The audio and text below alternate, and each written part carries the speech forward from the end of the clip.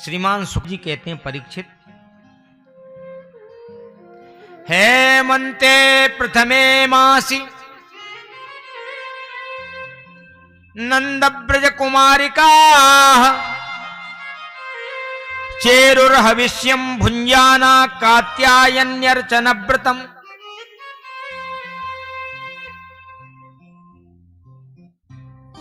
हेमंत ऋतु आ गई, महीना लगते ही सर्दी का समय ये प्रारंभ हो रहा है ना, यही समय है। कार्तिक लग गया।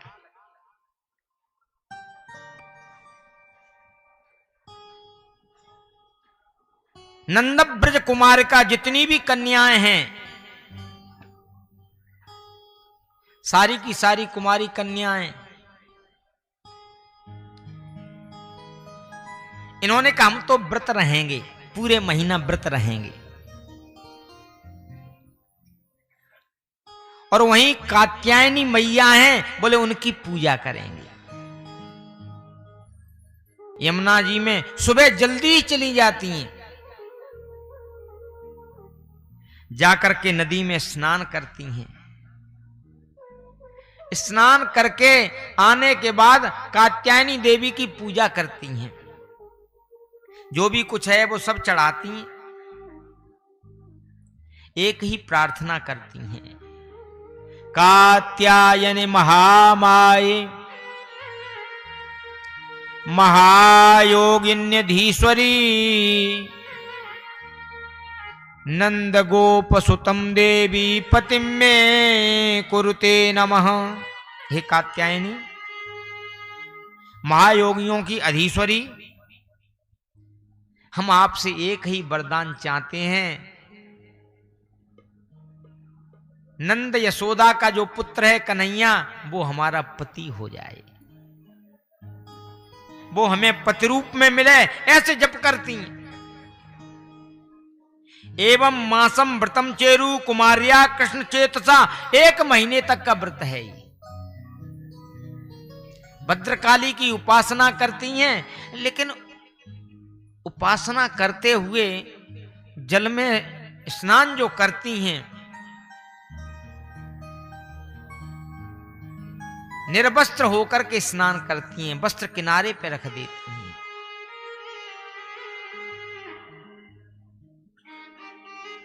कन्हैया ने इन सबसे कहा, देखो आप पूजा करती हैं, अच्छी बात है, लेकिन नियम है न नग्नम स्नायात, नदी में नग्न होके स्नान नहीं करना चाहिए, वरुण जी का अपमान होता है।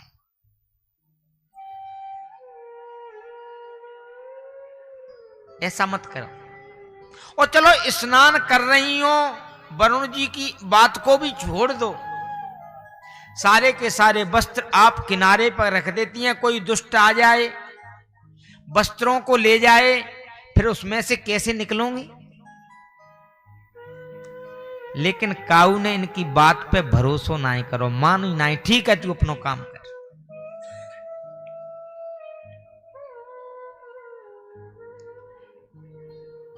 भगवान ने कहा ये मान रही नहीं है, हमारी तो व्यवस्था करनी पड़ेगी।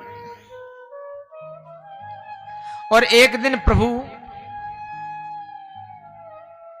अपने साथियों को लेकर के चले गए।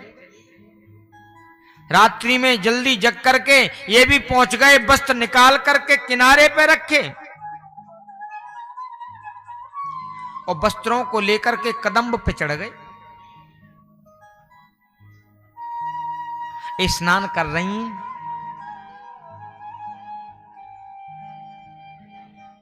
स्नान करते करते समय हो गया, चलो पूजा के लिए चलते हैं। इन्होंने कहा चलिए वस्त्र पहने। किनारे पे देखा, बोले वस्त्र तो है ही नहीं, कौन ले गया, कहां चले गए, कैसे मिले? एक सखी की दृष्टि गई, कदम्ब पे लाल हरे पीले वस्त्र हैं, बोले वस्त्र तो वहां हैं, कौन ले गया ये? धीरे धीरे दृष्टि गई, बोले ये कन्हैया है, वही वस्त्रों को ले गया है।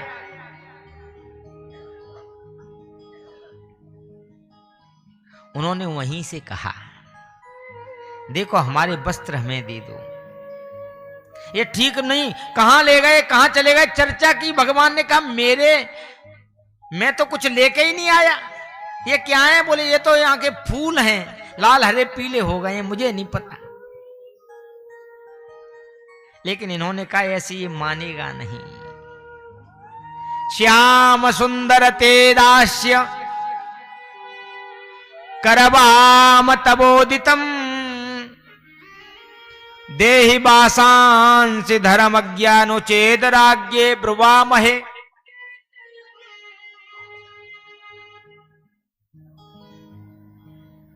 बोले हम तो आपकी दासी हैं,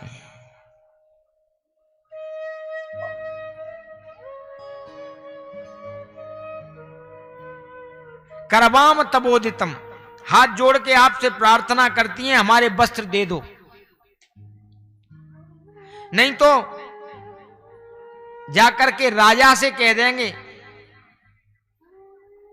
बोले बाबा नंद से? बोले नहीं, हम कंस से कहेंगे जाके। इसमें हर तरीके के भाव हैं,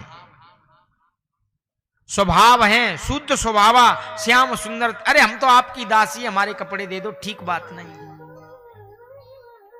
वैश्य स्वभावा करवाम तबोदितम, वैश्य कभी झगड़ा नहीं करते, बातों से ही सारी बातें पूरी हो जाए। झगड़े की बात क्या है? कहां दिक्कत है, कहां समस्या है, समाधान हो जाएगा। करवाम तबोदितम, आपके हाथ जोड़ती हैं हमारे वस्त्र दे दो, ठीक बात नहीं। विप्र स्वभावा देवासान से धर्मज्ञ, आप तो धर्म के जानने वाले हैं, ऐसे वस्त्र लेके नहीं जाते, दीजिए।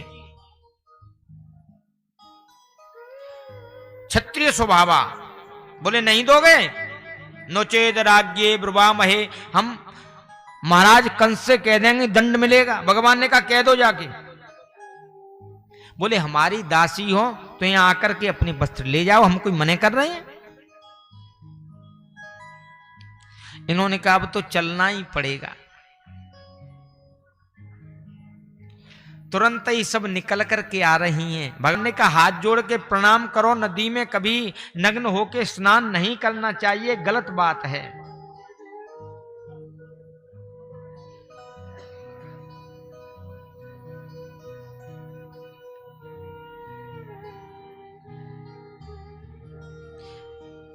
इन्होंने हाथ जोड़ करके प्रणाम किया। भगवान ने सबके वस्त्र दे दिए। ये चीर हरण प्रसंग है, और इस प्रसंग पे लोग नाना प्रकार की बातें करते हैं। भगवान ने ऐसा क्यों किया? इसका विकृत जीवन है, वो तो हर जगह विकृति देखेगा। लेकिन चीर हरण का प्रसंग सामान्य प्रसंग नहीं है। पहले तो दूसरे रूप से ये भगवान नहीं है, सामान्य बालक हैं। इनकी अवस्था क्या है? 7 वर्ष में तो गोवर्धन पर्वत इन्होंने कनिष्ठिका पे धारण किया। इस समय 6 वर्ष के हैं। अब 6 वर्ष के बालक के हृदय में कहीं वासना नहीं होती। छोटे छोटे बालक नंग धड़ंगे घूमते रहते हैं, तो हम उसमें भी गलत दृष्टि देखें तो हमारी दृष्टि बेकार है।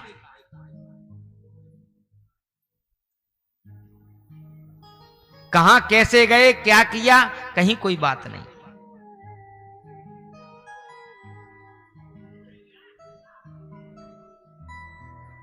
जाके चले गए, वस्त्र उठा के ले गए, वस्त्र दे दिए, बात पूरी हो गई। तो पहली बात तो बालक ही छोटे हैं, तो कहीं कोई बात, सब बालक छोटे छोटे गए चले आए। लेकिन भावुक दृष्टि से देखा जाए तो चीर हरण का प्रसंग सामान्य प्रसंग नहीं है। गोपी क्या है? गोभी इंद्रिय कृष्णामृतम पिबत यह स गोपी। इन इंद्रियों के द्वारा जो कृष्णामृत का पान करे वो गोपी है। गोपायतेति गोपी, भक्ति के द्वारा सारी बातों को छिपा करके, भक्ति छिपा करके करे, वो गोपी है। तो गोपी सामान्य जीव नहीं है। अनंत जन्मों से जो साधना करते रहे वो ऋषि, वेद की ऋचाएं, ब्रह्म की अनुभूति के लिए तत्पर हैं, वो सब गोपी बन के आए।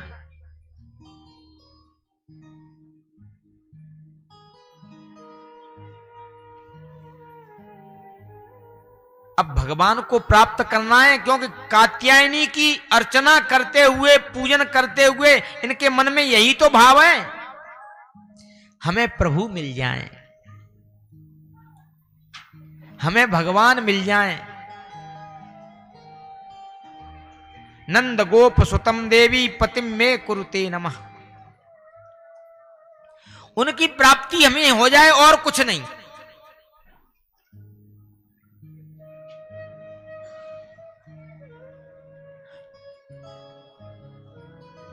भक्त भगवान को मिलने की चाहना में, साधना में रत है। तो चीर हरण का प्रसंग, भगवान भक्त की परीक्षा लेते हैं, उसे मुक्त करते हैं सारी बात से। वस्त्र क्या है? वस्त्र तो माया है। बोले माया का विनाश करते हैं, माया का हरण करते हैं। अब भक्त भगवान में कोई अंतर नहीं है। बोले फिर वस्त्र दे कौन दिए? बोले अब भगवान ने जो दिया है वो प्रसाद हो गया, वो माया नहीं रही। प्रभु ने दे दिया, वो प्रसाद हो गया। क्योंकि भगवान अपने भक्त को अपने से मिलन कराना चाहते हैं, रास क्रीड़ा में सम्मिलित करना है। रास क्या है? रसो वै सह, वो परमात्मा ही रस है। और रस के साथ सम्मिलित हो जाना, एक रस हो जाना, ये रास है। रसानाम समूहो रास। जीव और ईश्वर का मिलन रास है, भक्त भगवान का मिलन रास है। उसके लिए प्रभु देख रहे हैं उसके अनुरूप साधना पूरी हुई है कि नहीं। तो साधना के लिए ही प्रभु ने चीर हरण लीला की।